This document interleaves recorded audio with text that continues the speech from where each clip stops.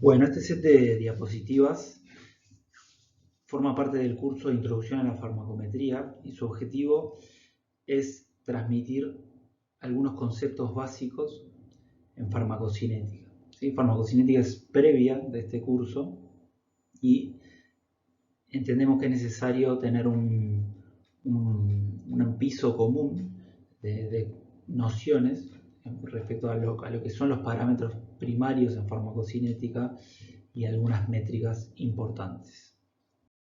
Bien, para empezar, es importante situar la farmacocinética en el contexto de las interacciones que se dan entre un medicamento y el organismo tras la administración de una determinada dosis. La farmacocinética puede definirse como los procesos que terminan afectando al devenir de concentraciones de principio activo en los distintos fluidos, órganos, tejidos del organismo a lo largo del tiempo. Ese perfil de concentraciones generado es generado como producto de distintos procesos que afectan el ingreso de principio activo al organismo y la disposición del principio activo por el mismo organismo. Entonces, la farmacocinética muchas veces se puede referir como lo que el organismo le hace al fármaco, al principio activo, incluso al medicamento. La farmacodinamia es la relación cuantitativa, o sea, se establece una relación cuantitativa entre la concentración del principio activo y un determinado efecto. Principio activo es un compuesto que tiene la capacidad de provocar un determinado cambio a nivel bioquímico, fisiológico en el organismo, y ese cambio es el que utilizamos, es el que buscamos para ya sea prevenir, diagnosticar o revertir el transcurso de una determinada enfermedad. Claro que un principio activo, un compuesto, normalmente no provoca solo un efecto en el organismo, sino que puede provocar más de un efecto, y por eso en esta gráfica se muestran dos curvas, concentración versus efecto. Una que corresponde al efecto que estamos buscando, al efecto beneficioso para el paciente, y otra que corresponde a un efecto adverso que queremos evitar. La farmacodinamia, en contraposición a la farmacocinética, puede referirse como lo que el fármaco le hace al organismo.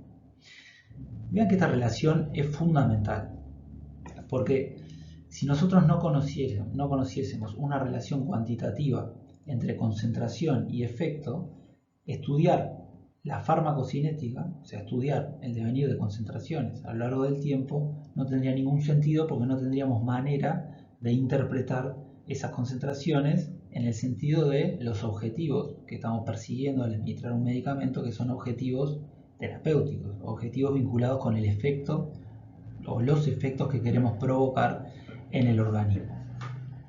Por lo tanto, la respuesta farmacodinámica complementa el conocimiento y la utilidad que tiene la disciplina de la farmacocinética. La farmacocinética puede estar mucho más difundida y establecida en la práctica, y también en lo que es la enseñanza, ya que su uso es de alguna manera más simple. Fíjense que si nosotros caracterizáramos un tratamiento analizando cuantitativamente todos los efectos que tienen lugar en un paciente, primero que tendríamos que medir más de un efecto. Segundo, que hay algunas intensidades de efecto que son muy difíciles de medir, de determinar con una variable cuantitativa. ¿Sí? Sin embargo, si tenemos la información, producto que puede provenir de distintas fuentes, de la relación cuantitativa entre concentración y efecto, midiendo una variable, que es la concentración, que puede ser en distintos sitios del organismo, si conocemos cómo es el equilibrio entre la concentración en el sitio donde estoy midiendo y la concentración en el sitio de acción, que es donde el principio activo ejerce su efecto, entonces allí, solo midiendo una variable, la concentración, puedo tener conocimiento y puedo apoyar la toma de decisiones respecto a si el tratamiento está siendo ineficaz, seguro o está provocando toxicidad en el paciente. La combinación de estas dos respuestas se conoce como respuesta PKPD. Es el transcurso del efecto a lo largo del tiempo, ¿sí? Y es de alguna manera, en lo que hace a los objetivos terapéuticos, el perfil más importante, ¿sí? Porque es un poco el que tendría que indicar en qué momento volver a administrar una dosis, por ejemplo, ¿sí? O si reducir o aumentar una determinada posología. Esta diapositiva muestra esquemáticamente cómo conectamos la dosis con la respuesta clínica que observamos en el paciente. Los objetivos terapéuticos, cuando administramos una determinada dosis, cuando establecemos un régimen posológico, ¿sí?, son lograr eficacia y seguridad en el paciente, ¿sí? O sea, provocar los efectos que estamos buscando, los efectos beneficiosos que estamos buscando con la administración de ese principio activo, y evitar la aparición de efectos adversos o de situaciones de ineficacia. Y la herramienta que tenemos para arribar a esa situación de eficacia y seguridad con una alta probabilidad está vinculada a la dosis que administramos, la vía de administración, el régimen posológico, el tipo de formulación que utilizamos, ¿sí? En el medio de la decisión, la toma de decisiones de dosis para observar una determinada respuesta clínica, es donde se sitúan la respuesta farmacocinética y la farmacodinámica. Las concentraciones, ¿sí?, de principio activo que se generan en el sitio de acción o biofase son las responsables del efecto bioquímico y fisiológico que provoca ese principio activo, que luego da lugar a una determinada respuesta clínica. Esta sección compone lo que es la farmacodinamia, ¿sí?, y es un poco lo que el fármaco le hace al organismo. Ahora, estas concentraciones de principio activo llegan a ese sitio de acción tras la administración de una determinada dosis y un determinado proceso, ¿sí?, determinados procesos de transferencia del principio activo desde la forma farmacéutica hasta el sitio de acción, ¿sí?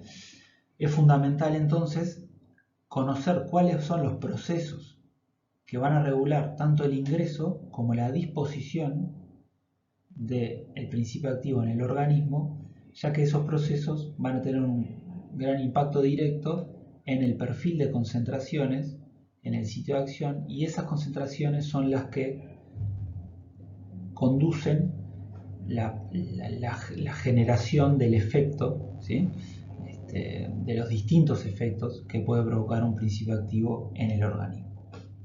Cuando hablamos de disposición, vamos a ver que hablamos de dos procesos: distribución y eliminación del principio activo en el organismo. Estos procesos se dan cuando el principio activo ya está circulando a nivel sistémico en el organismo, o sea, ya está disponible para todos los órganos del cuerpo, y son procesos que vamos a estudiar en una primera instancia, ¿sí?, que están regulados, que cuantificamos con dos parámetros: el volumen de distribución y el clearance. Estos dos procesos, la distribución y la eliminación, marcan la salida o el output de principio activo desde el sitio donde estamos observando, del sitio de medición, ¿sí? Por ejemplo, si medimos concentraciones plasmáticas, la distribución va a marcar la salida de principio activo hacia tejidos periféricos, mientras que la eliminación va a marcar la salida irreversible de principio activo desde el plasma, ¿sí?, desde el sitio de medición.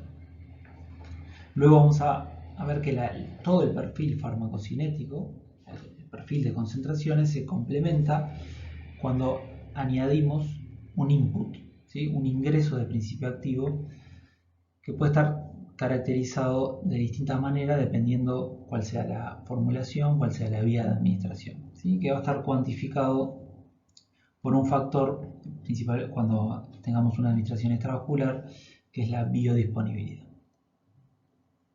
Entonces vamos a empezar hablando de distribución. La distribución es la transferencia de fármaco desde la circulación sistémica hacia fluidos y tejidos periféricos. Aquí podría decir desde el sitio de medición, ¿sí? Porque también puedo estimar la distribución desde otro sitio, por ejemplo, desde la saliva, si estoy midiendo concentración en saliva y estimo cómo es la distribución del principio activo desde la saliva hacia otros sitios del organismo. Esta diapositiva lo que muestra es cómo a lo largo del tiempo podrían poner un principio activo en la circulación sanguínea, ¿sí? Y ese principio activo va a comenzar a extravasarse y luego podría ingresar a las células en el espacio extravascular, incluso acumularse en los distintos tejidos.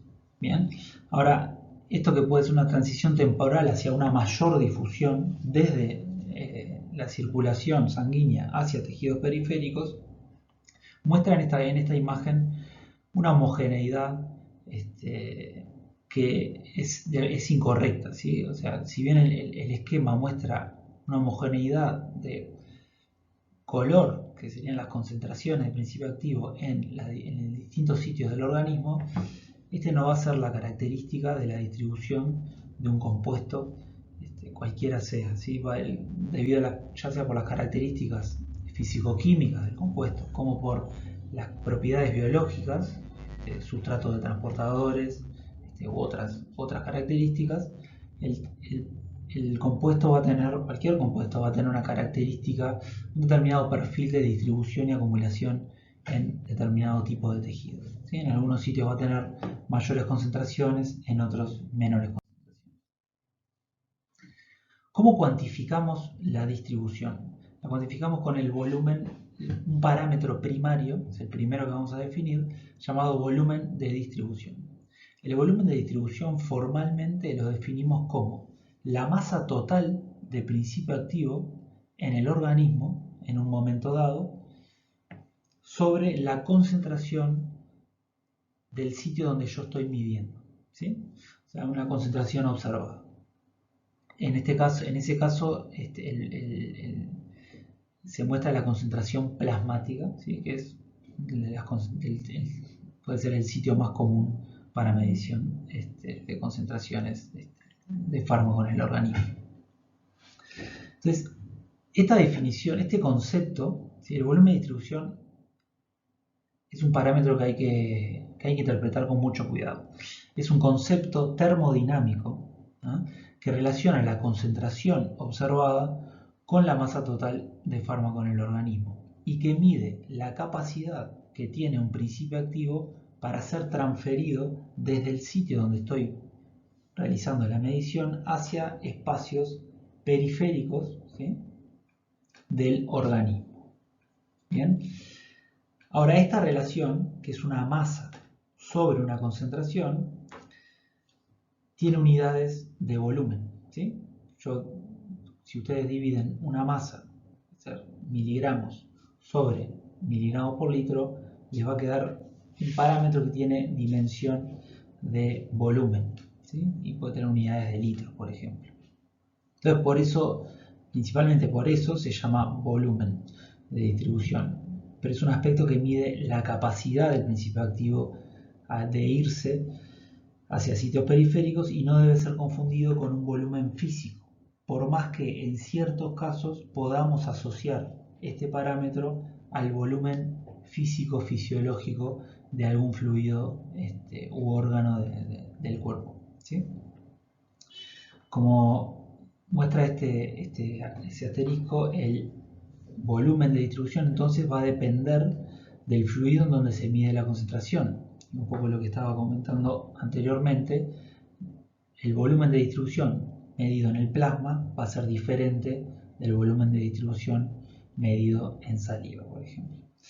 A la vez, el volumen de distribución es un parámetro que va a ir cambiando con el tiempo, ya que la relación entre masa total y concentración en el sitio donde estoy midiendo va a ir cambiando con el tiempo.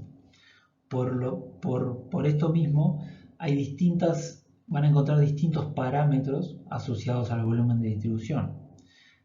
Por ejemplo, el volumen de distribución del compartimento central es un volumen de distribución aparente, es el volumen de distribución del plasma, que involucra al plasma y los tejidos o espacios del organismo, con los cuales se establece un equilibrio cinético rápido. ¿Sí? Ahora, el principio activo luego, ¿por qué es importante este volumen de distribución? ¿Sí? Porque, por ejemplo, si yo administro una dosis por vía intravenoso bolo, ¿sí? Y puedo asumir que a tiempo cero toda la dosis está en el organismo y se distribuye en este espacio, entonces puedo calcular, estimar una concentración inicial, que va a ser una concentración máxima, como la cantidad total que se sitúa en este espacio, ¿sí? Sobre el volumen de distribución de este espacio, ¿sí? El volumen de distribución de este compartimento. Ahora, cuando vaya transcurriendo el tiempo, postdosis, las concentraciones de fármacos se van a ir distribuyendo hacia el espacio periférico, ¿sí? Hacia sitios y tejidos donde el equilibrio cinético se establece más lento, o sea, las velocidades de transferencia y de retorno son más lentas, por lo tanto el volumen de distribución va a verse modificado, ¿sí? Hasta llegar a una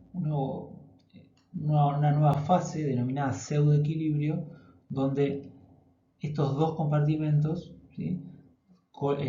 Colapsan, llegan a un equilibrio cinético, ¿sí? Y las concentraciones, tanto en el compartimento central como en el compartimento periférico, decaen con la misma tasa, con la misma cinética. ¿Sí? Esa etapa se llama pseudoequilibrio y el volumen de distribución estimado para esa etapa es constante y es lo que se conoce como volumen de distribución de fase beta. ¿Sí?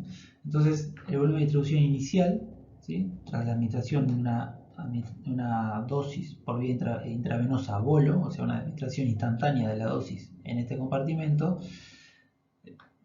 el volumen de distribución inicial es el volumen del compartimento central, es un volumen de distribución aparente.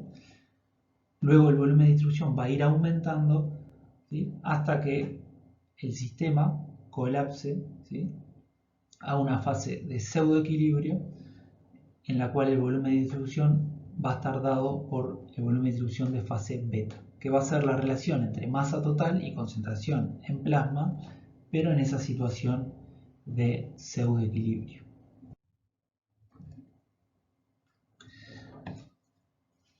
Es muy importante, como les mencionaba, no confundir volumen de distribución en su concepto y en su significado, su interpretación farmacocinética, con una interpretación física. Y este ejemplo lo que pretende es un poco ilustrar esa diferencia. Imaginen que tienen un espacio, ¿sí? Un volumen de 10 litros de agua, ¿sí? Y en esos 10 litros colocamos 10 gramos de un compuesto determinado, ¿sí? Esos 10 litros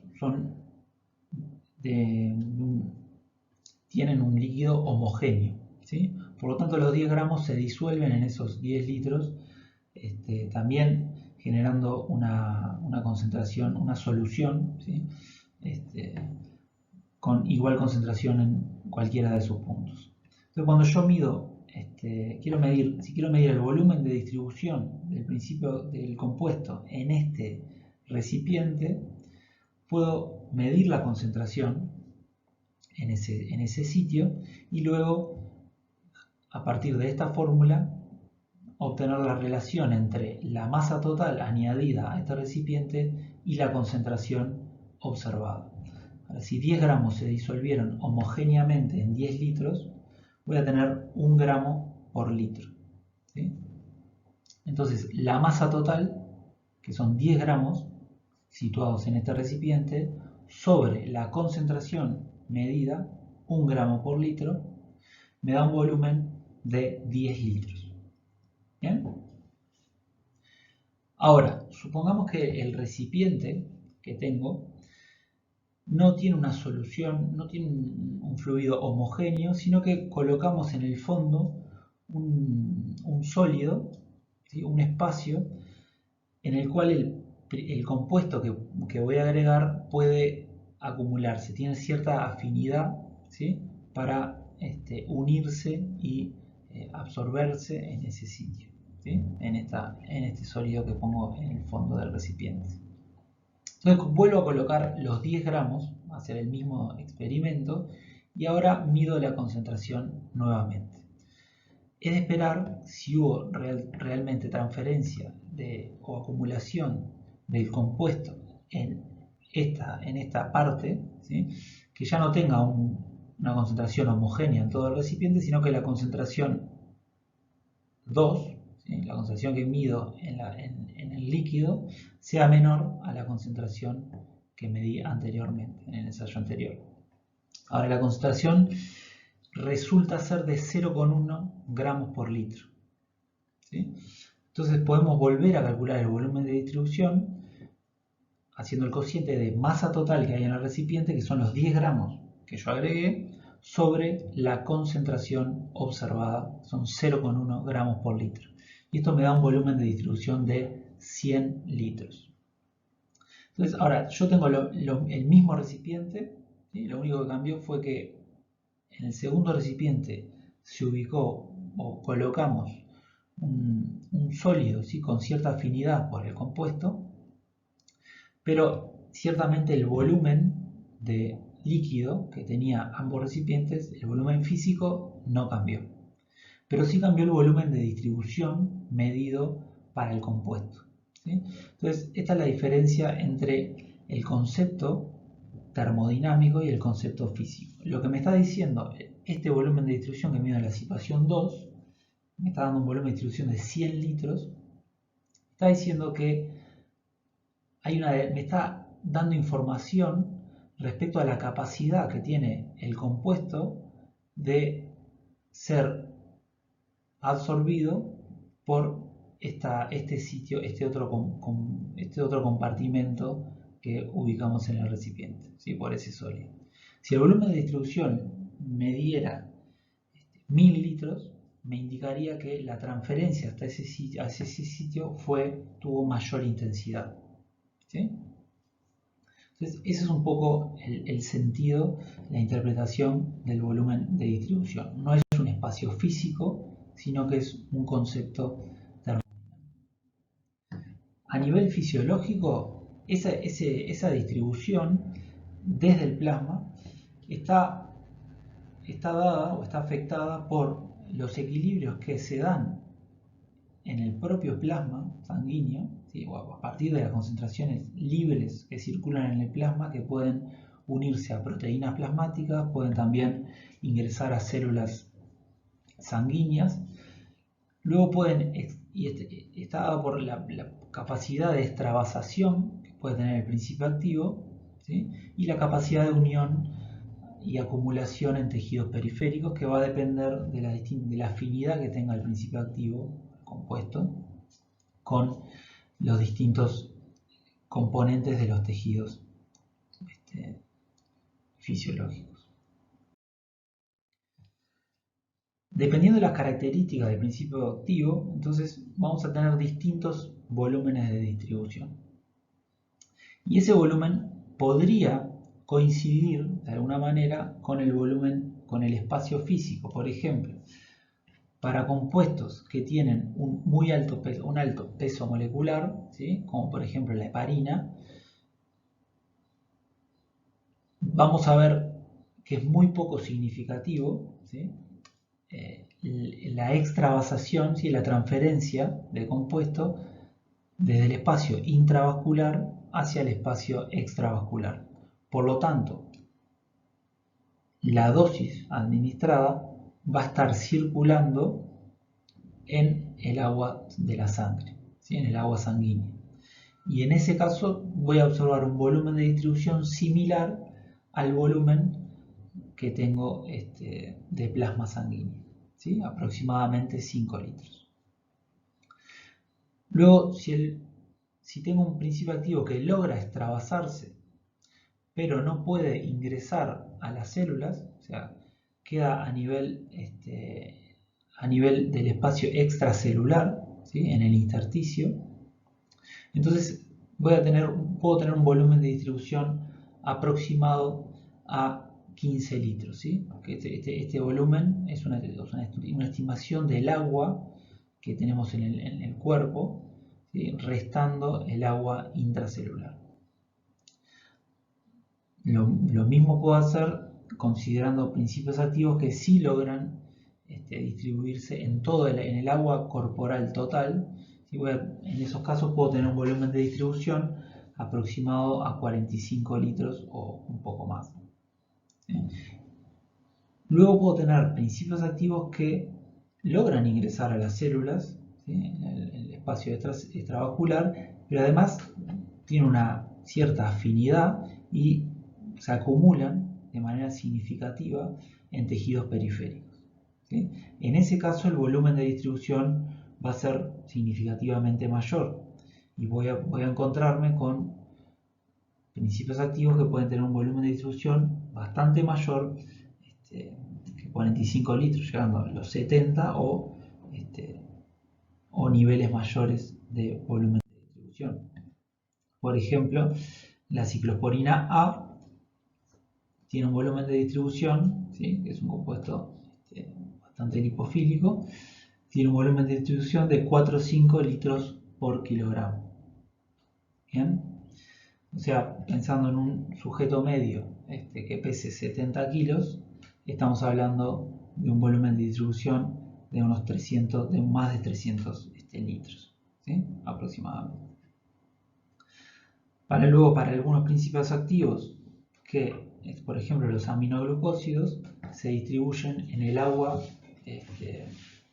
extracelular, ¿sí? Y tienen un volumen de distribución de 0,25 litros por kilogramo. Y así puedo encontrar distintos volúmenes de distribución dependiendo de las características físico-químicas y también algunas características biológicas de los fármacos vinculadas a su afinidad por transportadores y la participación en procesos de transporte activo. Entonces esta diapositiva resume un poco algunos factores que afectan la distribución, entonces el volumen de distribución de un principio activo. Son factores que alteran la capacidad de un principio activo para transferirse de un sitio a otro, ¿sí? Y por lo tanto alteran el volumen de distribución. El otro proceso que participa en la disposición y obviamente de manera simultánea, ¿sí? Cuando un principio activo está en la circulación sistémica, puede ser eliminado, ¿sí? Es la eliminación. La eliminación es la remoción irreversible de fármacos desde el organismo y se puede dar ya sea por metabolismo o por excreción. El metabolismo implica la biotransformación de un compuesto, o sea, su modificación a nivel molecular, ¿sí? Para dar lugar para formar como producto de esa reacción de biotransformación otros compuestos llamados metabolitos que pueden tener o no eficacia, ¿sí? O sea, pueden seguir provocando o no efectos en distintos sitios de acción, pero ya no van a provocar el mismo efecto que el principio activo y por lo tanto el principio activo, al ser biotransformado, ya no existe más como tal, por lo tanto es eliminado del organismo. La excreción se da cuando un compuesto es eliminado del organismo en forma incambiada. Y esto puede hacerse principalmente por dos rutas. Puede ser la excreción renal, ¿sí? A través de los riñones y la excreción en la orina, o la excreción biliar, ¿sí? A través del hígado por transferencia, transporte hepatobiliar. Hay, por supuesto, otros tipos de excreción, ¿sí? Pero bueno, los principales son estos. La gráfica, esta gráfica lo que muestra es cómo se reparten los tipos de eliminación en los principios activos que se utilizan en terapéutica, ¿sí? Hoy en día. Las vías de eliminación por excreción básicamente son muy favorables para aquellos principios activos que tienen una hidrofilia importante, porque imaginen, lo que muestra esta gráfica es un principio activo hidrofílico que puede ser, o sea, en el filtrado glomerular ingresa a los túbulos renales y luego queda en el agua, ¿sí? Porque no cuando en el riñón se reabsorbe el contenido de agua que fue filtrado, el principio activo hidrofílico permanece en el agua porque no atraviesa las barreras celulares, de las barreras de los túbulos en la nefrona, ¿sí? Entonces, principios activos hidrofílicos pueden ser eficazmente eliminados de manera incambiada en este ejemplo por vía renal, ¿sí? Ahora, ¿qué pasa cuando los principios activos tienen cierta lipofilia y pueden reabsorberse, pueden atravesar los túbulos a nivel de la parte distal de la nefrona, ¿sí? Pueden reabsorberse con el agua, y por lo tanto ese filtrado glomerular no es eficaz para eliminarlos del organismo, ya que si bien pueden ingresar a los túbulos renales, luego son reabsorbidos, entonces pasan por el riñón y vuelven a la circulación sistémica. Entonces estos principios activos lipofílicos deben ser sometidos a biotransformación que comúnmente conduce a la formación de metabolitos más polares, ¿sí? Más hidrosolubles, que puedan ser luego eliminados, removidos, ya sea por excreción hepatobiliar o por excreción renal. El clearance es el parámetro farmacocinético que utilizamos para medir la tasa de eliminación de un principio activo en el organismo, ¿sí? La capacidad de eliminación de distintos órganos, ¿sí? El clearance es una constante de proporcionalidad entre la velocidad de eliminación y la concentración de fármaco en el sitio donde estoy midiendo. Por lo tanto, al igual que el volumen de distribución, su magnitud depende del sitio del fluido en donde se realiza la medición, ¿sí? Por poner un ejemplo, el clearance de un mismo principio activo medido, o sea, estimado a partir de concentraciones plasmáticas, no va a ser igual al clearance de un principio activo estimado a partir del mismo principio activo estimado a partir de concentraciones sanguíneas, ¿sí? Pues la concentración va a ser diferente. Este cociente lo que mide es lo que se llama también como clearance instantáneo, ¿sí? Es la capacidad en un momento dado de eliminación, ¿sí? del principio activo vinculada con la concentración del principio activo en el sitio de medición. Tiene unidades de flujo, porque la velocidad de eliminación medida en miligramos por hora sobre una concentración nos va a dar una dimensión de volumen por tiempo, ¿sí? Por lo tanto, el aspecto fisiológico, la interpretación fisiológica que se le da al clearance es que mide el volumen de fluido, ¿sí? Depurado de principio activo por unidad de tiempo.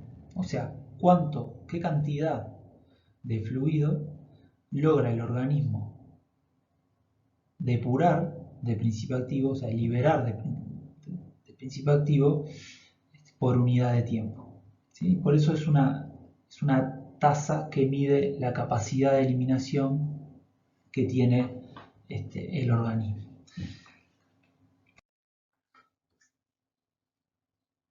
¿Sí? Y es un poco lo que muestra esta diapositiva. El clearance, cuando hablamos de clearance, podemos hablar de clearance total, ¿sí? Cuando consideramos las distintas rutas de eliminación que puede tener el principio activo en el organismo. Y entonces, cuando hacemos el cociente de velocidad de eliminación sobre concentración plasmática, estamos teniendo en cuenta la velocidad de eliminación a la cual contribuyen todas las rutas de eliminación posibles. ¿Sí? Pero una característica del clearance es que nosotros podríamos medir el aporte puntual de un órgano específico, ¿sí?, a esa capacidad de eliminación del organismo. Entonces podría medir el clearance de un órgano puntual, por ejemplo el clearance hepático o el clearance renal, ¿sí? Entonces el clearance hepático es la contribución al clearance del hígado, ¿sí?, la capacidad de eliminación que tiene el hígado, o sea, por ejemplo, cuánto plasma sanguíneo puede depurar de principio activo el hígado por unidad de tiempo. Una propiedad del clearance es que puedo llegar al clearance total a partir de la suma de clearance independientes de los distintos órganos que aportan a la eliminación del principio activo desde el organismo. El clearance tiene una aplicación clínica muy importante. Es un parámetro que rápidamente podemos trasladar con utilidad en la parte clínica porque lo podemos vincular con la velocidad de ingreso de principio activo para estimar una concentración media de principio activo en el organismo, ¿sí?, en el plasma, dependiendo de dónde haya sido estimado el clearance, ¿sí? Cuando administramos un principio activo por vía intravenosa, ¿sí?, a una velocidad constante, ¿sí?, una perfusión intravenosa, ¿sí?, R0 es la velocidad de ingreso, que podría estar medida en miligramos por hora, ¿sí?, que se define al administrar esta perfusión. Podemos vincular, esa vía de administración va a generar un perfil farmacocinético como los que se muestran en esta diapositiva, en el cual las concentraciones van a ir aumentando y van a tender asintóticamente a una concentración media, que se llama concentración media de estado estacionario. Lo que está sucediendo con el sistema en esta situación es que la velocidad de eliminación, ¿sí?, va en aumento, ¿sí?, a medida que las concentraciones aumentan, la capacidad el organismo responde aumentando la velocidad de eliminación hasta que la velocidad de eliminación iguala a la velocidad de ingreso, ¿sí? Cuando la velocidad de eliminación, la velocidad de salida del principio activo desde el organismo iguala a la velocidad de ingreso, o sea, a R0, las concentraciones quedan constantes, ¿sí?, y estamos en una situación de estado estacionario. En esa situación, la concentración media, ¿sí?, o sea, la concentración a la cual asintóticamente tiende este perfil, está dada por el cociente entre la velocidad de ingreso y el clearance plasmático, ¿sí? Siempre la concentración que estoy mostrando acá es la concentración plasmática. ¿Por qué es esto? Porque, bueno, si el clearance está definido como la velocidad de eliminación sobre la concentración del sitio donde estoy midiendo, y el estado estacionario es la situación donde la velocidad de eliminación es igual a la velocidad de ingreso, entonces en esa situación puedo estimar la concentración, ¿sí?, que es constante, sustituyendo velocidad de ingreso sustituyendo velocidad de eliminación por velocidad de ingreso y aprovechando esta igualdad, ¿sí? Entonces, lo que les quiero mostrar aquí es que para cualquier situación de un ingreso, puedo estimar la concentración en estado estacionario, en plasma, únicamente conociendo el clearance del principio activo. el clearance plasmático de principio activo. Y eso tiene un valor muy importante porque puedo conocer la concentración media a la cual se va a arribar. En este caso estamos mostrando tres perfusiones a distintas velocidades. A medida que yo aumento la velocidad de ingreso, la concentración de estado estacionario aumenta, y en este caso en forma proporcional, ya que el clearance permanece constante. Esta situación se conoce como cinética lineal y se da cuando el clearance permanece constante para distintos niveles, distintas magnitudes de concentración de principio activo en el organismo. Si graficáramos cómo cambia la concentración con la velocidad de ingreso y obtuviésemos una relación directamente proporcional, o sea que la pendiente de la recta es la que se muestra, de esta recta que se muestra azul, es constante, entonces estoy en una situación donde asumimos una situación de farmacocinética lineal, donde la pendiente, que es el inverso del clearance, permanece constante. Para esa situación puedo calcular la concentración media a partir de la velocidad de ingreso, ¿sí?, teniendo como dato el clearance del principio activo. Ahora puedo tener desviaciones de esta linealidad, tanto en un sentido como en otro.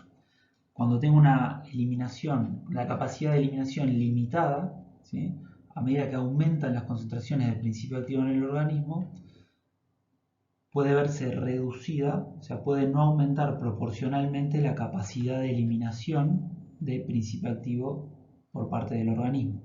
Por lo tanto, el clearance, ¿sí?, que sigue siendo la pendiente de esta curva, va a ir disminuyendo a medida que aumenta la concentración media de estado estacionario, dando lugar a esta curva de concavidad positiva, en una situación que se puede conocer como farmacocinética no lineal y que se asocia muchas veces a una eliminación con una cinética de Michaelis-Menten, ¿sí?, una cinética saturable, ¿sí? Esto ocurre para algunos principios activos, como por ejemplo para fenitoína. Luego tenemos el otro caso donde el clearance también cambia a medida que cambian las concentraciones, pero en este caso aumentando a medida que aumentan las concentraciones, ¿sí? Esto lo vemos en algunos casos donde un principio activo induce su propio metabolismo, ¿sí? Por lo tanto, a medida que aumentan las concentraciones, genera una inducción, por ejemplo, una inducción enzimática que hace que el organismo tenga mayor capacidad de eliminación. Por lo tanto, el clearance va aumentando a medida que aumentan las concentraciones y como resultado vemos una curva de concavidad negativa.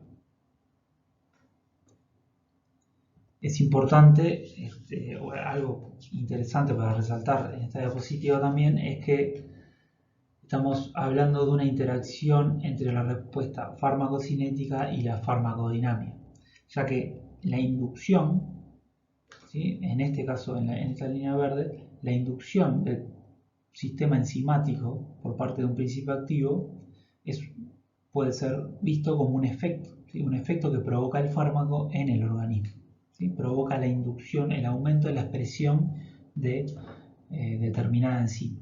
A su vez, ese aumento provoca un aumento de clearance, por lo tanto es farmacocinética teniendo un impacto farmacodinámico, pero también ese cambio, esa modificación en el organismo teniendo un impacto farmacocinético.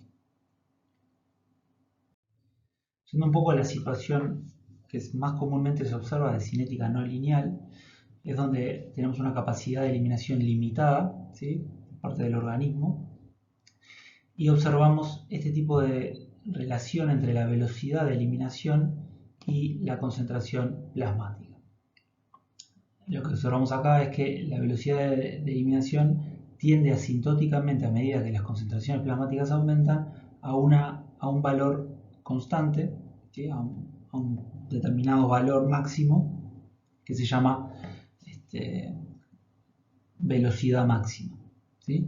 La velocidad máxima es entonces la máxima velocidad que puede alcanzar ese proceso de eliminación, ¿sí? Por más que aumenten las concentraciones del principio activo, no podremos superar este techo. El otro parámetro, ¿sí?, que deja definida esta función, que aquí se muestra, cuya ecuación se muestra en esta parte, ¿sí? La velocidad de eliminación es igual a la concentración plasmática por la velocidad máxima sobre la suma entre concentración plasmática y constante de Michaelis-Menten, que es el otro parámetro que define esta relación, ¿sí?, siendo velocidad de eliminación la variable dependiente y concentración plasmática, en este caso la variable independiente. La constante de Michaelis-Menten es una concentración, ¿sí?, a la cual la velocidad de eliminación es igual a la mitad de la velocidad máxima. Entonces, estos dos parámetros dejan definida la relación entre velocidad de eliminación y concentración plasmática. Vean que el clearance se puede calcular como la velocidad de eliminación sobre la concentración plasmática y por lo tanto queda definido como el cociente entre velocidad máxima y la suma entre concentración plasmática y constante de Michaelis-Menten. Otra cosa interesante para ver en esta función es que cuando las concentraciones sean muy bajas, ¿sí?, insignificantes respecto a la constante de Michaelis-Menten, entonces vamos a tener una cinética lineal, ¿sí? Si hacemos que la constante de la concentración sea insignificante respecto a la constante de Michaelis-Menten, entonces este término podríamos hacerlo cero. Entonces la velocidad de eliminación queda definida como el producto entre la concentración plasmática y un cociente que es velocidad máxima sobre constante de Michaelis-Menten. En ese caso tenemos lo que se conoce como una cinética lineal, donde la velocidad del proceso responde en forma directamente proporcional a la concentración de sustrato, ¿sí? Y es lo que observamos en esta primera porción de la curva, ¿sí?, que es una recta, ¿sí?, donde la velocidad de eliminación de hecho aumenta en forma directamente proporcional a la concentración plasmática. Ahora, cuando la concentración plasmática aumenta mucho, ¿sí?, tanto que el término que podemos despreciar es la constante de Michaelis-Menten, ¿sí?, la velocidad de eliminación nos queda como igual a la velocidad máxima, ya que la concentración plasmática se elimina al estar tanto en el numerador como en el denominador. En este caso, cuando la velocidad del proceso no depende de la concentración de sustrato, estamos ante una situación de cinética de orden cero, ¿sí?, donde la velocidad del proceso es constante, independiente de la concentración plasmática. Entonces, lo que un poco marca esto es cómo el clearance, ¿sí?, si bien va a ir aumentando, ¿sí?, su ritmo de aumento, el clearance a lo largo del aumento de concentraciones va a ir disminuyendo, ¿sí?, va a hacerse menor a medida que las concentraciones van aumentando. Bien, entonces dejamos presentados dos parámetros farmacocinéticos primarios asociados con la disposición del principio activo: volumen de distribución y el clearance. El volumen se asocia a la distribución del principio activo y el clearance a la eliminación.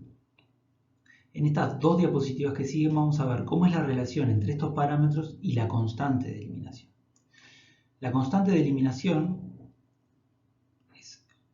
quizás un parámetro muy popular, es la constante que vincula, la constante de primer orden, ¿sí?,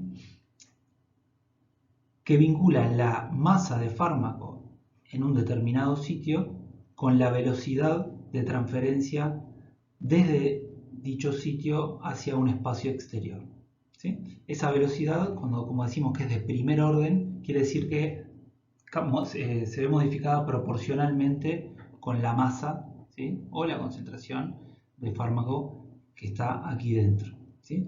Por lo tanto, esa constante, ¿sí?, de proporcionalidad es la constante de primer orden que acá está simbolizada por la letra K, ¿sí?, que acá aparece como el cociente de velocidad de eliminación sobre la masa de fármaco en el compartimento P. La constante de eliminación marca cómo es la cinética, ¿sí?, la caída cinética de concentraciones en un compartimento, ¿sí? Y por lo tanto es así como reflejamos la caída de concentraciones, o sea, la cinética de la caída de la modificación de las concentraciones en el organismo. Comúnmente pueden ver que, sabrán que la constante de eliminación se comunica a través de la semivida de eliminación, que es el logaritmo de 2 sobre la constante, ¿sí? Esta semivida de eliminación lo que marca es el tiempo necesario para, por ejemplo, si tenemos el 100% de masa inicial en este compartimento, una semivida de eliminación va a marcar el tiempo que le lleva, ¿sí?, a la masa de fármaco en el compartimento en caer a la mitad, ¿sí? O sea, estamos midiendo, pero en unidades de tiempo, la velocidad de este proceso, ¿sí?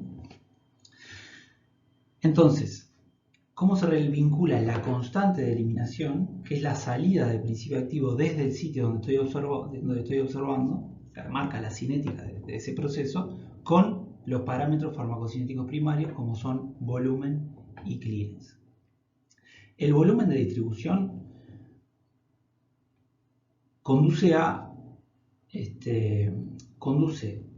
es un parámetro que mide la capacidad del principio activo de distribuirse desde el sitio de observación hacia espacios periféricos. Si lo queremos ver en términos esquemáticos, sería aumentar el volumen de esta caja. Por lo tanto, un aumento de volumen de distribución lleva a una disminución de esta constante de eliminación.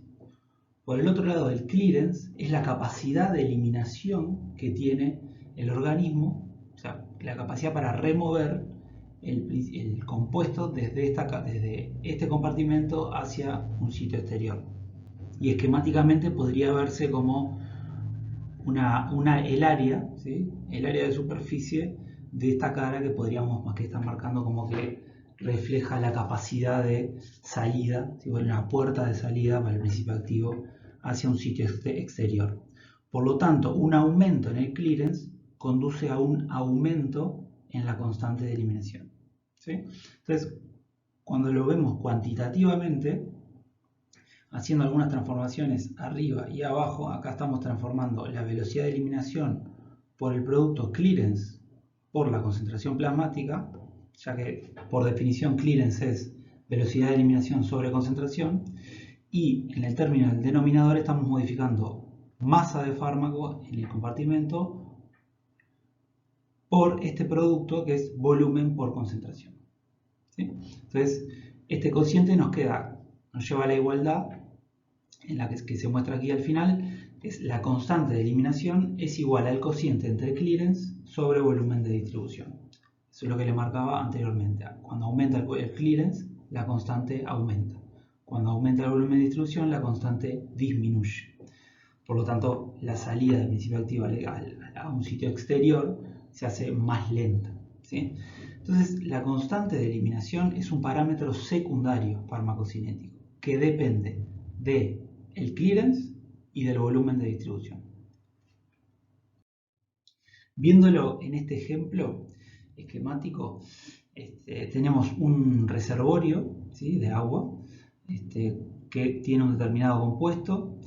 Tenemos una bomba, ¿sí?, que hace pasar el líquido por este filtro, ¿sí?, que es capaz de extraer el compuesto a una cierta tasa, ¿sí?, con un cierto ritmo, un cierto cociente de extracción.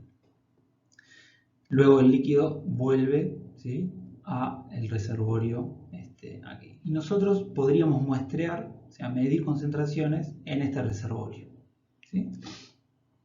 Entonces, si quieren, después pueden ver este ejemplo más detenidamente. Pero el volumen del reservorio en este ejemplo está marcado por el volumen de líquido, ¿sí? El clearance está marcado por dos parámetros. Uno es la velocidad de bombeo, ¿sí? Que es fijada por esta bomba, o sea, la velocidad de pasaje de líquido a través de este filtro, porque va a regular cuánto líquido se le lleva al filtro por unidad de tiempo, y además la capacidad de extracción del filtro para el líquido que le está llegando por unidad de tiempo. Si el filtro fuera perfecto, removería todo el líquido que le llegase al filtro, sería aclarado, ¿sí? Liberado del compuesto en su pasaje por el filtro. En ese caso, el clearance sería el flujo, ¿sí?, de líquido que pasa a través del filtro. El flujo medido en volumen, ¿sí?, por unidad de tiempo. Entonces, el flujo de la bomba estaría regulando en forma directa el clearance, ¿sí? O sea, básicamente el clearance estaría dado por el flujo. Ahora, si el filtro tuviese una capacidad limitada de eliminación, ¿sí?, entonces habría que multiplicar el flujo por lo que se dice cociente o factor de extracción, ¿sí?, de este filtro, para ver qué cantidad del fluido que pasa a través de este filtro es liberada del compuesto, ¿sí? Entonces, un ejemplo similar podríamos establecer para pensar, para abstraernos y pensar lo que pasa en un organismo con el volumen de distribución, ¿sí?, la sangre que irriga los distintos tejidos. Entre ellos irriga órganos eliminadores, ¿sí?, que son los responsables de remover irreversiblemente un principio activo del organismo.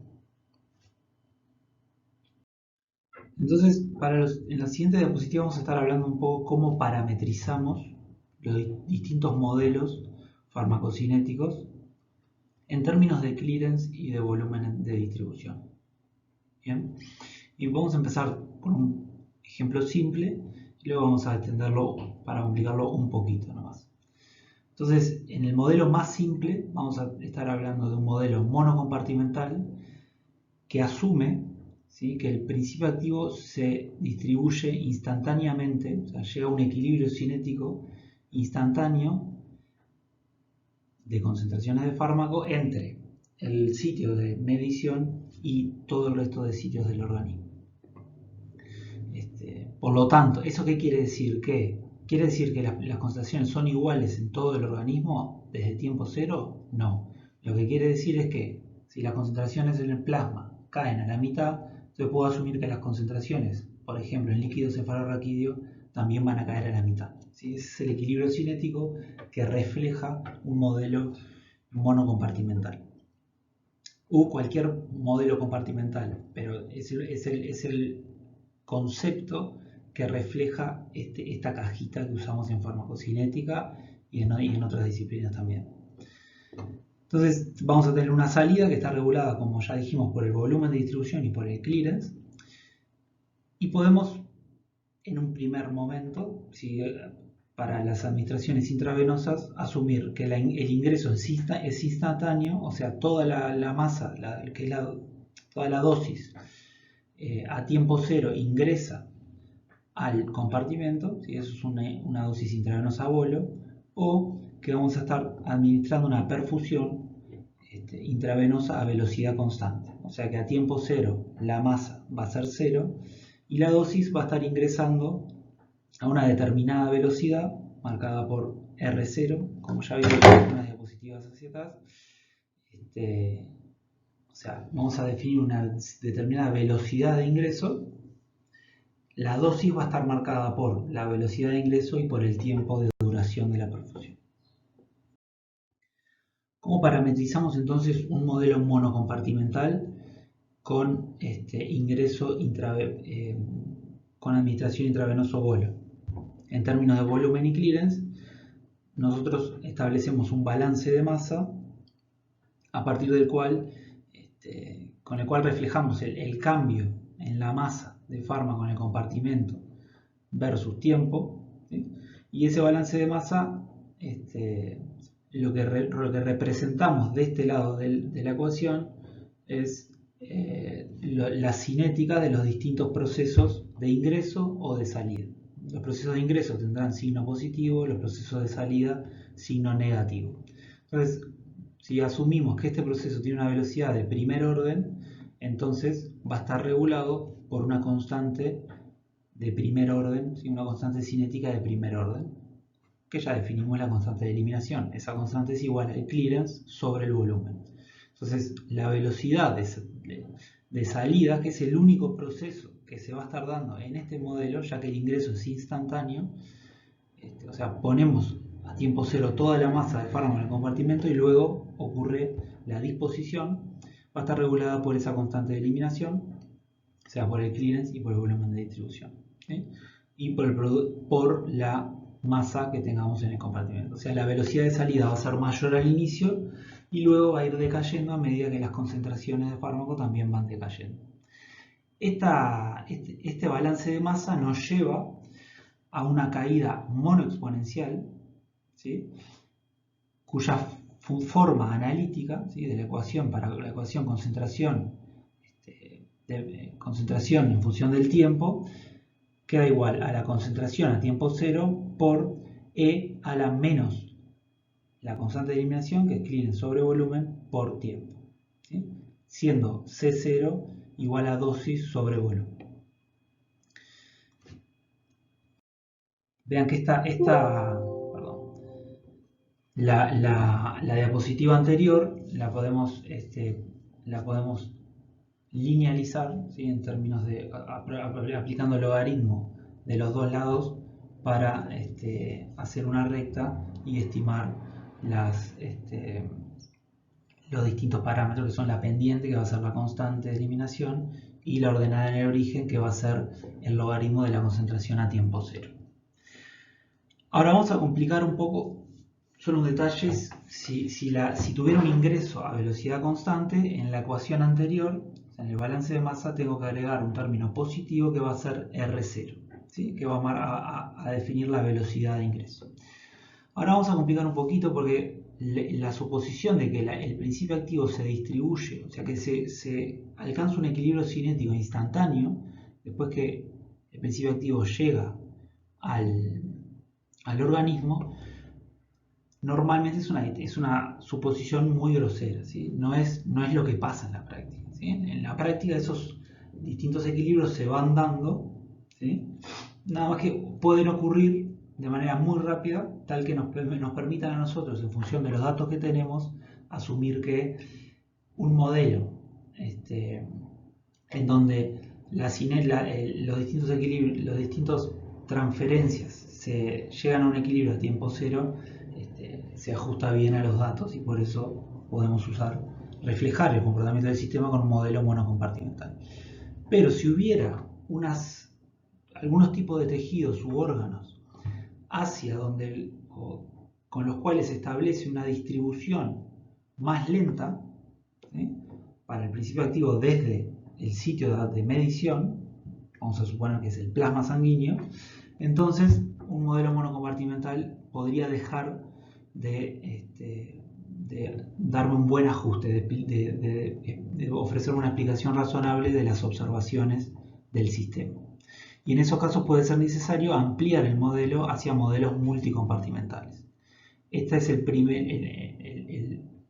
primer grado de dificultad, o sea, escalón de dificultad. Luego de un monocompartimental es un bicompartimental, en donde establecemos la presencia de un compartimento periférico que agrupa, ¿sí?, a los distintos tejidos que tienen una cinética, establece una cinética de equilibrio más lenta, ¿sí?, con las concentraciones plasmáticas respecto a otros tejidos que estoy agrupando en el compartimento central.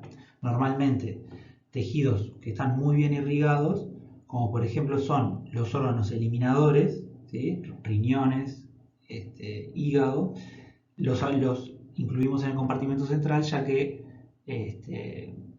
establece el equilibrio cinético con esos órganos se da bastante rápidamente, y por eso comúnmente la eliminación está marcada, o sea, se incluye desde el compartimento central. Entonces ahora, añadir otro compartimento es añadir complejidad al modelo, y por lo tanto voy a necesitar más parámetros para reflejar, para describir cuantitativamente este modelo, ¿sí? Esos parámetros que necesito son dos parámetros más, uno que es el volumen periférico de distribución, o sea, el volumen de distribución de esos tejidos periféricos, y otro es el clearance intercompartimental, ¿sí? Que mide la cinética o la velocidad, el aclaramiento que hay de principio activo desde este compartimento hacia el periférico y desde el periférico al central, ¿sí? Normalmente, o quizás hayan visto, que estas constantes de ida y de ida hacia el periférico y retorno hacia el central se incluyen, se especifican como K12 y K21, ¿sí? También son dos parámetros, entonces son dos maneras diferentes de expresar lo mismo, ¿sí? Cuando trabajamos con clearance intercompartimental, que queda definido por este término Q, y volumen en el compartimento periférico, entonces K12, la constante de ida, está definida como Q sobre el volumen del compartimento central, y K21 está definida como Q, de nuevo, sobre el volumen de distribución del compartimento periférico, ¿sí? Son también dos parámetros en cualquiera de las dos situaciones. Y fíjense después bien el balance de masa que establecemos, que obviamente tenemos que establecer para los dos compartimentos con los cuales estoy representando el sistema, el compartimento central y el compartimento periférico. Esto me lleva a este balance de masa me lleva a una función de concentración versus tiempo para el compartimento central de este tipo, donde claramente se observa una disposición biexponencial, ¿sí? Una caída biexponencial, primero con una caída rápida de concentraciones y luego una caída más lenta. ¿Bien? La función analítica cerrada podría está dada por este término, ¿sí? Tengo un factor preexponencial, ¿sí? Que multiplica a una constante alfa, que es una constante híbrida, es una constante de primer orden, pero que nuclea, en la que participan distintos procesos cinéticos, o sea, es un parámetro empírico de alguna manera, pero que está conformado por distintos parámetros farmacocinéticos. Y luego tengo la constante beta, ¿sí? Esta es la constante de disposición rápida y beta es la constante de disposición lenta.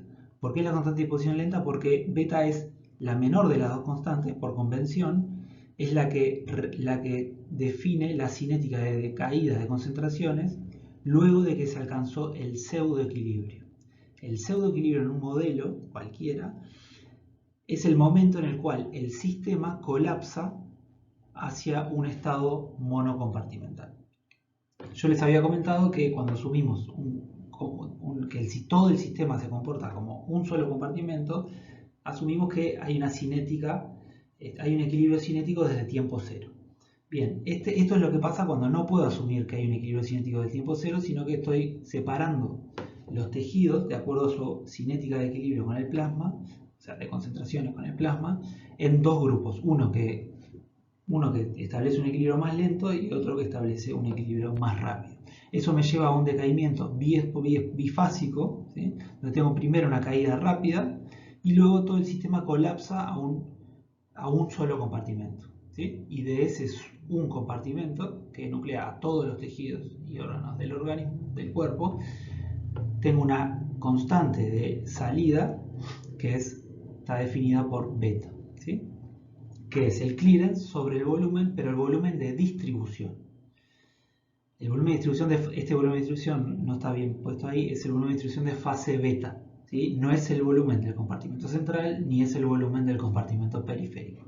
Es el volumen que vincula al clearance de eliminación con esta constante híbrida que se denomina constante de disposición de fase lenta.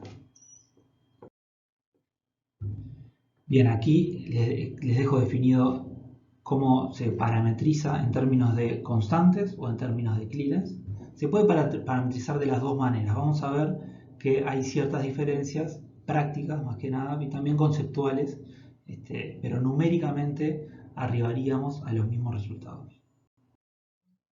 Bien, entonces es importante también observar la situación donde el ingreso no tengo una administración intravascular, sino que tengo un ingreso extravascular. O sea que a tiempo cero, el principio activo es depositado en un sitio extravascular, ¿sí?, desde donde va a ingresar a la circulación sistémica, ¿sí?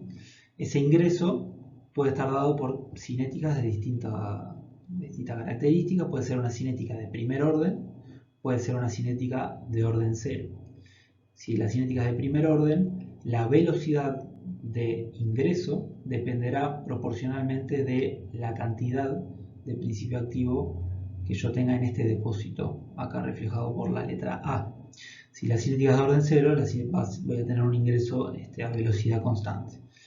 Estos dos obviamente son una simplificación, ya que normalmente los procesos de ingreso extravascular son bastante más complejos y pueden ser descritos también por modelos más complejos, pero en muchos casos, en muchísimos casos, se puede simplificar a un proceso de ingreso de primer orden o a un proceso un poquito más complejo. El ingreso de fármacos por vía extravascular compone una serie de procesos que se pueden dar para el compuesto, para el principio activo, desde que es administrado hasta que ingresa a la circulación sistémica y por lo tanto queda disponible para el organismo para los procesos de distribución y de eliminación. O sea que cuando ingresa a la sangre, el organismo puede disponer del principio activo. Todos los procesos que se dan anteriormente, ¿sí?, conforman la fase biofarmacéutica, ¿sí?, y van a ser más o menos complejos dependiendo de las características de la forma farmacéutica y de las características de la ruta de la vía de administración y del principio activo. Comúnmente para la administración de un comprimido, ¿sí?, en donde el principio activo se administra en estado sólido, tenemos estos tres pasos que son secuenciales, ¿sí? Tenemos la liberación, que implica la disgregación del comprimido en partículas menores, partículas más pequeñas, formando una dispersión sólida del principio activo. Luego tenemos la disolución. La disolución puede comenzar también cuando comienza la liberación. Simplemente la liberación favorece una mayor velocidad de disolución, ya que como tenemos una dispersión, partículas más pequeñas de sólido en un fluido, la superficie de contacto con el sólido fluido va a ser mayor y por lo tanto el proceso de disolución va a estar más favorecido. Los procesos que sí son secuenciales son de disolución y absorción, ya que como principio básico el fármaco debe estar disuelto, debe estar presente en una dispersión molecular en el fluido para poder atravesar una determinada membrana, una barrera biológica. Por lo tanto, debe ser disuelto antes de ser absorbido, antes de atravesar distintas barreras para llegar a la circulación sistémica.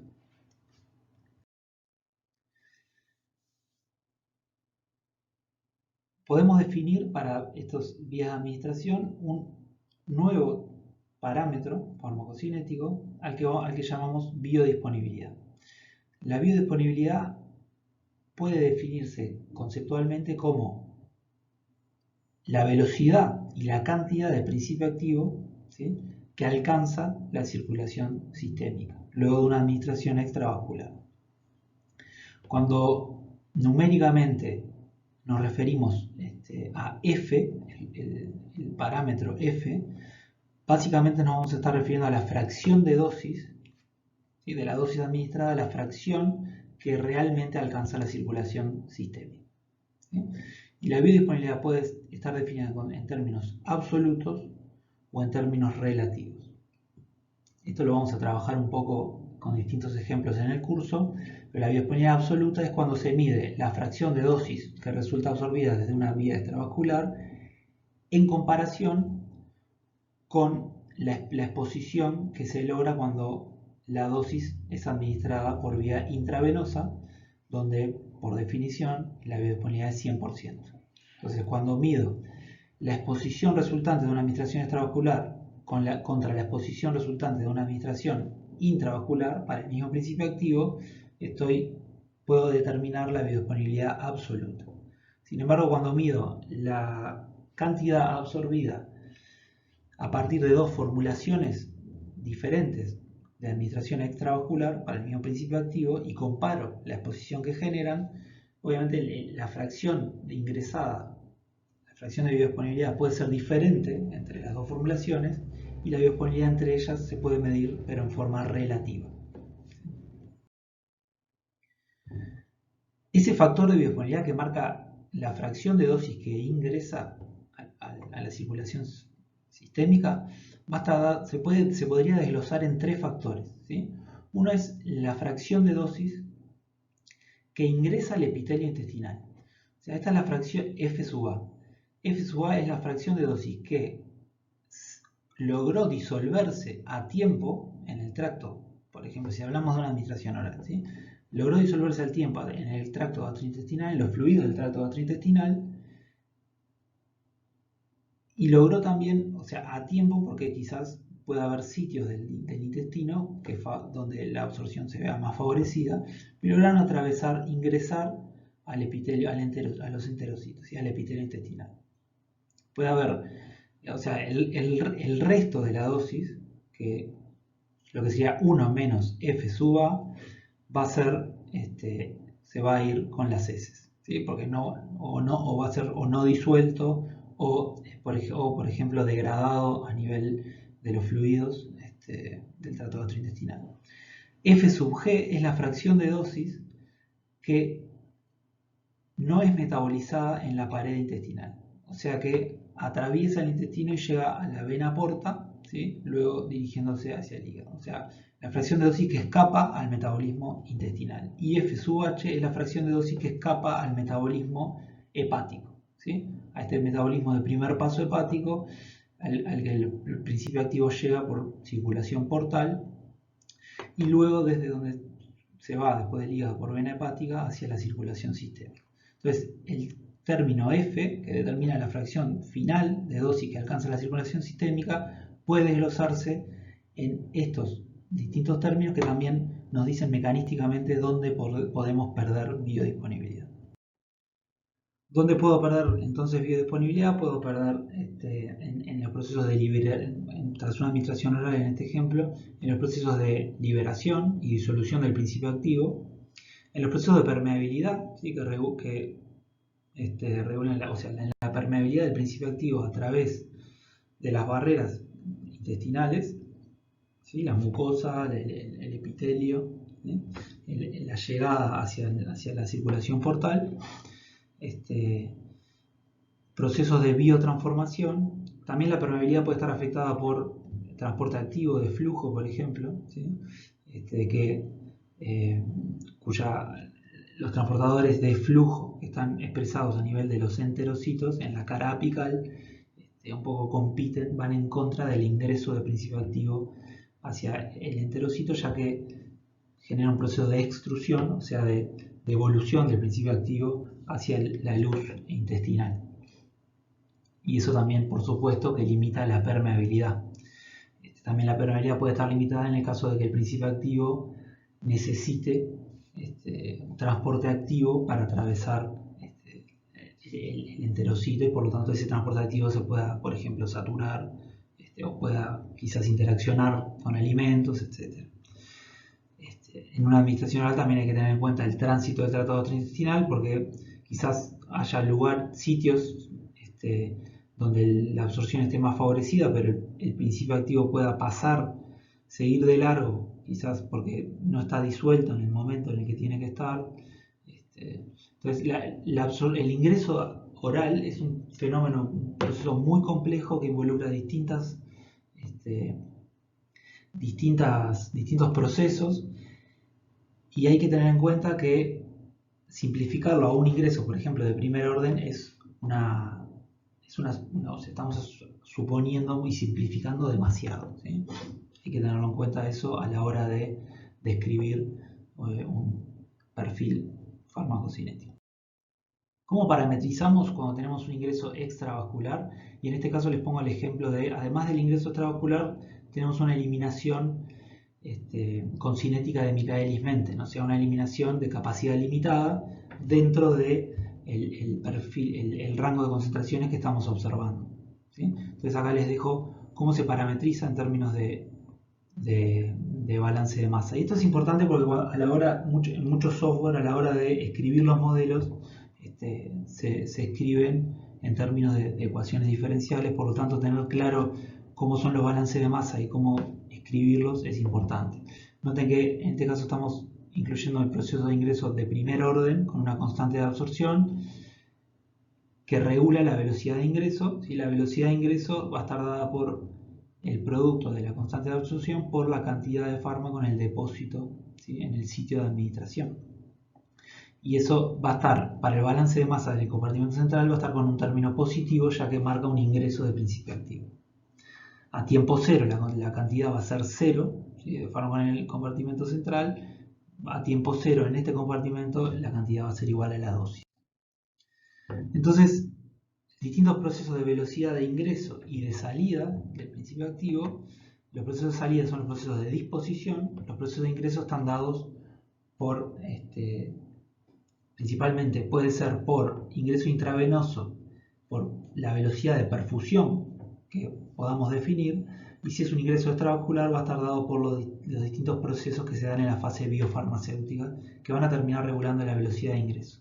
La concentración plasmática y la cinética, ¿sí?, el curso temporal de las concentraciones plasmáticas va a ser siempre un resultado de cómo la velocidad de ingreso y la velocidad de salida actúan sobre la masa de fármaco desde el sitio donde estamos midiendo, ¿sí? Entonces, por ejemplo, acá lo que ven es unas simulaciones con igual velocidad de salida, pero distintas velocidades de ingreso marcadas por distintas formas farmacéuticas. Entonces tengo, por ejemplo, un ingreso de un comprimido de liberación convencional cuyo principio activo debe disolverse en los fluidos del trato gastrointestinal antes de absorberse. Luego tengo una cápsula de gelatina blanda, ¿sí?, que tiene el principio activo disuelto, pero que tiene que sufrir un proceso de liberación.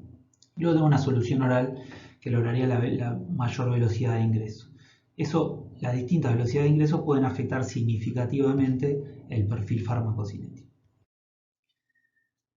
Para finalizar, hay otras características como les mostraba recién, el perfil cinético es resultante de determinados procesos que se dan, procesos que regulan el ingreso y la salida del principio activo desde un sitio determinado de observación. Esos procesos nosotros los cuantificamos, los representamos cuantitativamente con parámetros para los cuales buscamos tener siempre un significado fisiológico, ¿sí?, como cuando hablamos de clearance, volumen de distribución o biodisponibilidad. Ahora bien, esos distintos perfiles que se obtienen, también es interesante evaluarlos en términos cuantitativos para ver cuál es el resultado neto del comportamiento del sistema, ¿sí? Y acá vienen lo que vamos a definir como las métricas farmacocinéticas, que también son importantes porque pueden ser endpoints para distintos tipos de estudio, o incluso obviamente van a ser muy relevantes para la vinculación de la concentración de la farmacocinética con la farmacodinámica. Vamos a ver algunas de esas métricas. Son, por ejemplo, tras dosis única por administración extravascular, una métrica muy interesante puede ser la concentración máxima que se alcanza, ¿sí? Esa concentración máxima podría estar correlacionada con el efecto máximo que se observa para un determinado principio activo. Luego también es importante el tiempo al cual se alcanza dicha concentración, el tiempo máximo, ¿sí? También es una métrica farmacocinética. luego la semivida de eliminación, como ya quedó definida, y finalmente, bueno, primero decir que la concentración máxima es una métrica que tiene componentes de velocidad de ingreso y de cantidad de fármaco que ingresa, ¿sí? Si la biodisponibilidad se ve reducida, ¿sí?, solo en términos de la cantidad que ingresa del principio activo al órgano, a la circulación sistémica, la concentración máxima va a verse reducida. Y si disminuye la velocidad de ingreso, también la concentración máxima va a verse reducida.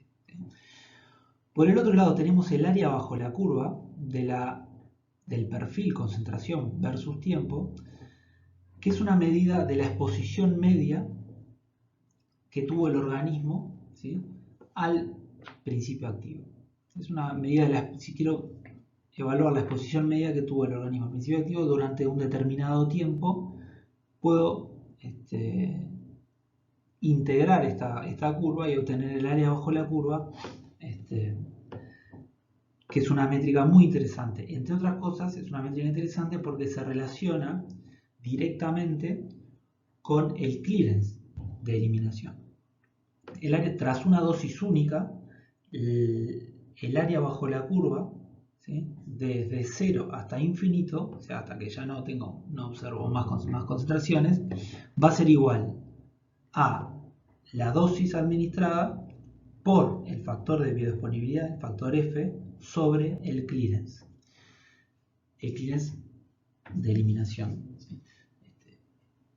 Lo que significa esto es que tanto el clearance como la biodisponibilidad son los responsables de la exposición media que va a tener el organismo a un principio activo. El volumen de distribución no está incluido en el término área bajo la curva, ¿sí? Cuando administramos dosis múltiples aparecen otras métricas interesantes, como por ejemplo la concentración mínima de estado estacionario, por ejemplo, o la concentración a predosis, que es la concentración en el tiempo, medida observada en el tiempo previo a volver a repetir una administración. Este gráfico de dosis múltiple representa lo que es la llegada a un estado estacionario, o sea, en donde la velocidad media de ingreso durante todo este tiempo tau, que es el intervalo interdosis, o sea, el tiempo entre una dosis y la siguiente, la velocidad media de ingreso es igual a la velocidad media de salida, ¿sí? Eso lo que hace es que las concentraciones oscilen en torno a una concentración media de estado estacionario, que es otro parámetro otra métrica farmacocinética, que es igual al área bajo la curva de este perfil entre 0 y tau sobre tau. O sea, es una medida de la exposición media que tiene el organismo al principio activo durante el intervalo de administración, ¿sí? Esta concentración media de estado estacionario, que es igual al área bajo la curva de 0 a tau de estado estacionario sobre tau, además también es igual a la velocidad de ingreso, ¿sí?,